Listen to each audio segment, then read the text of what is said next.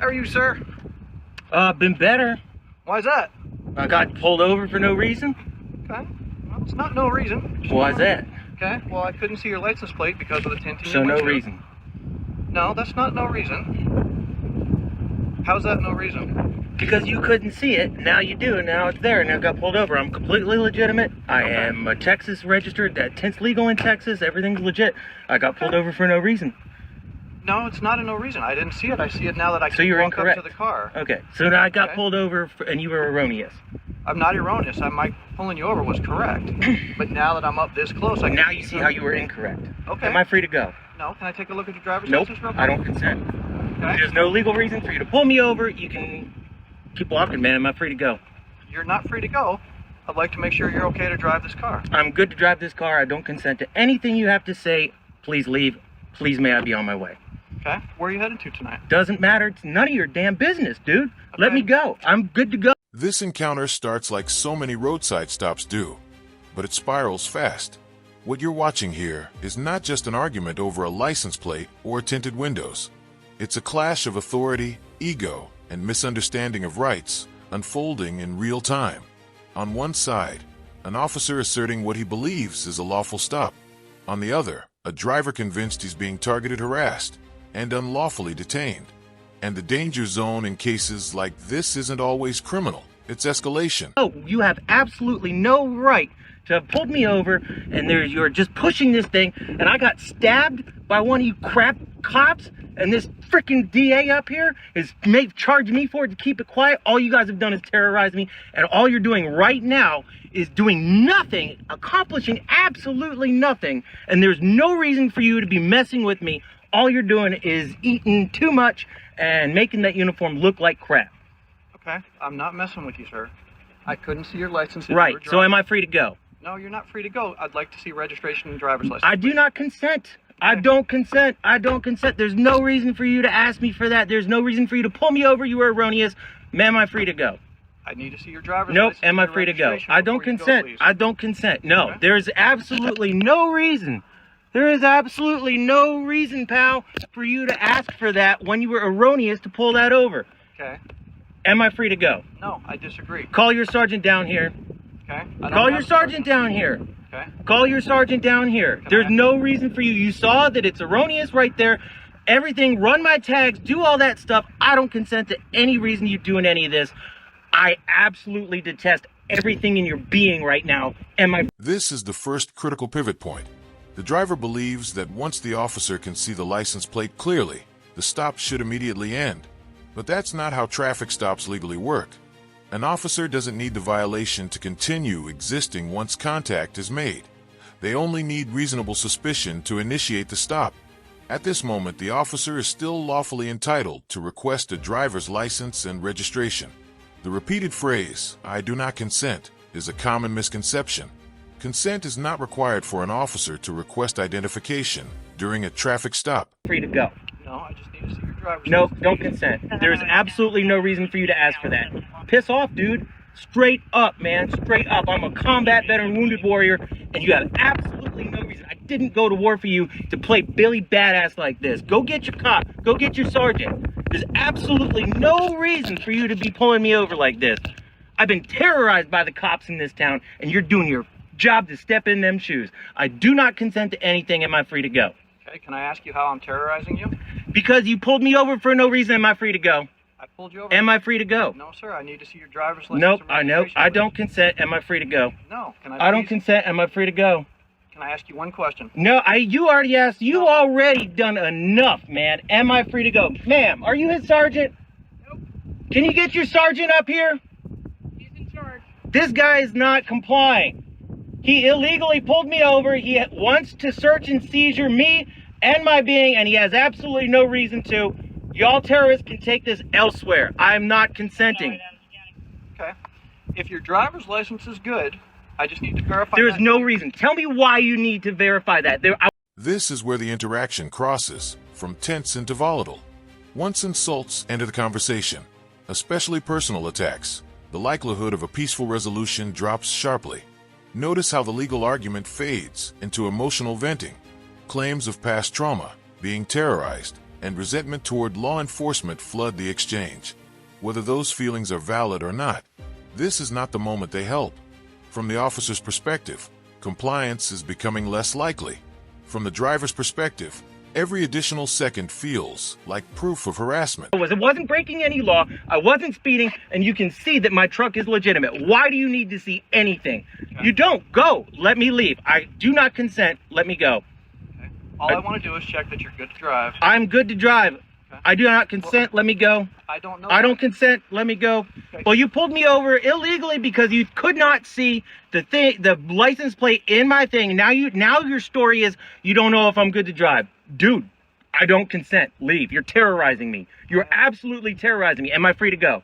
No. You're Why not not? free to go. Why You not? just need to check, see if No, you're good to I drive. do not consent. I am good to drive. I was driving just fine. You pulled me over for a tag violation, not because I was erroneously driving. Dude, you can push this as far as you want to go. You're on video. You're on live uplink, live load. You had better hope, Lee Wachowski, that you are correct, because you're asking me now that I'm not good to drive my vehicle when you just said that you pulled me over because you couldn't see my tag. Am I free to go? No, I just need to make That's sure your illegal license search is and valid. seizure. There is absolutely you do not need to. There's absolutely no reason for you to.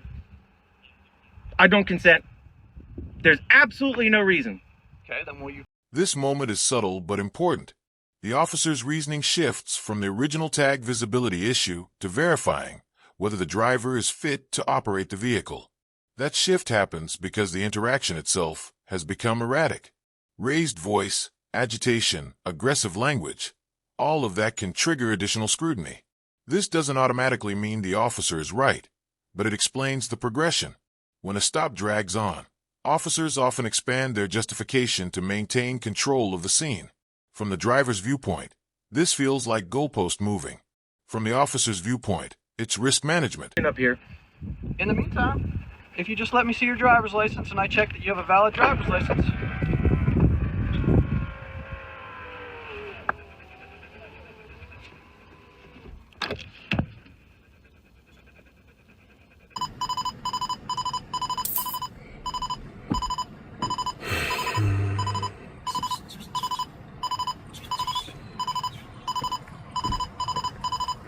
We're recording too, bruh.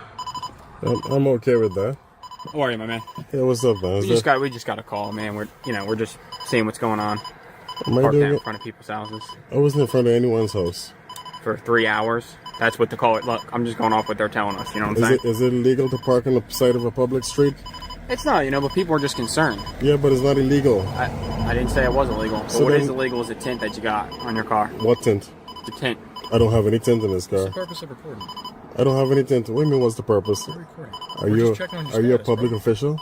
Of course I am. So then do I have a First Amendment right to record you in the course of your duty? Sure. Here we see another common misunderstanding. Presenting an ID that is not a driver's license during a traffic stop does not satisfy the legal requirement in most jurisdictions. The driver believes he has complied. The officer legally disagrees. This creates a false sense of victory for one side and continued justification for the other.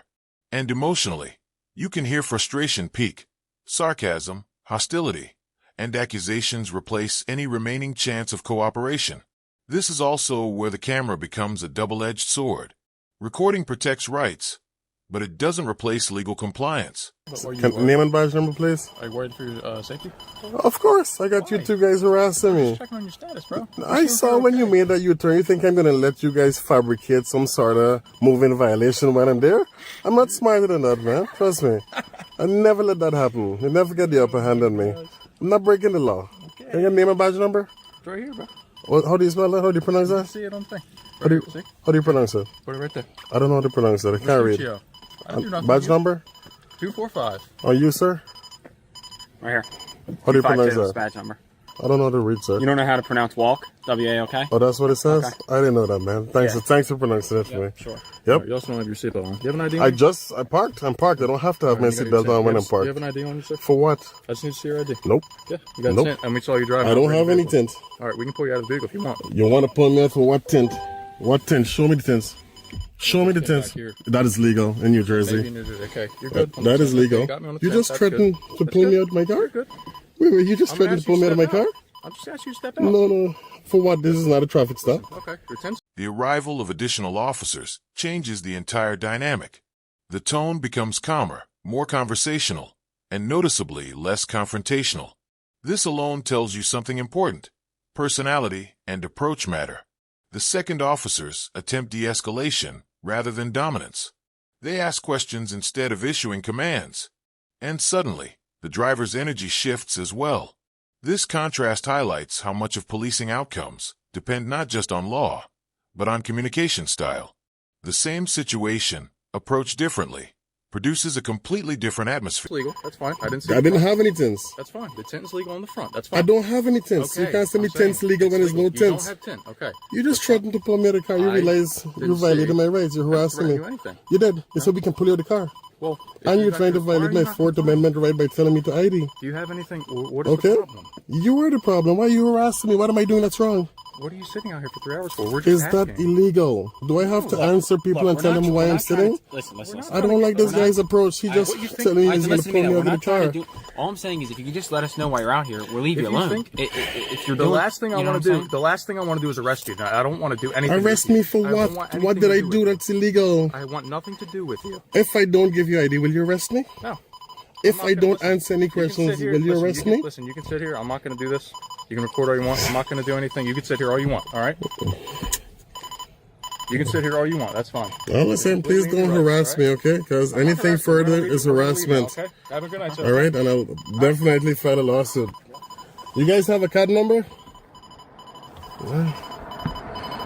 This exchange exposes how misinformation compounds tension. The tint issue becomes muddled, first asserted, then walked back. When an officer threatens to remove someone from a vehicle and then reverses course, it damages credibility even if legally justified. From the driver's perspective, this feels like validation of harassment. From the department's perspective, it's a breakdown in clarity. This is exactly the kind of inconsistency that fuels lawsuits and public distrust. Even when no arrest occurs, moments like this linger. This case ultimately ends without arrest, but that doesn't mean it ends cleanly.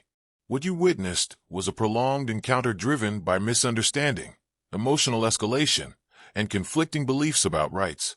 The officer initiated a stop based on perceived violations, which gave him legal grounds to request identification. The driver, convinced the stop was invalid, responded with resistance that extended the encounter and intensified scrutiny. The key takeaway is simple but critical. Knowing your rights also means knowing their limits.